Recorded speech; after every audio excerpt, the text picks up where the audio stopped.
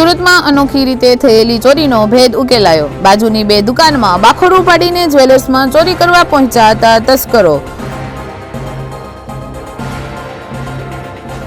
પુણા પોલીસે રાજસ્થાનના આરોપી લાખસિંહ રાઠોડની કરી ધરપકડ। આરોપીએ દુકાનમાં પ્રવેશીને સીસીટીવી પણ બંધ કરી દીધા હતા। સુરતમાં અનોખી રીતે થયેલી ચોરીનો ભેદ ઉકેલાયો। બાજુની બે દુકાનમાં બાખોરું પાડીને જ્વેલર્સમાં ચોરી કરવા પહોંચ્યા હતા તસ્કરો। પુણા પોલીસે રાજસ્થાનના આરોપી લાખસિંહ રાઠોડની કરી ધરપકડ। આરોપીએ દુકાનમાં પ્રવેશીને સીસીટીવી પણ બંધ કરી દીધા હતા।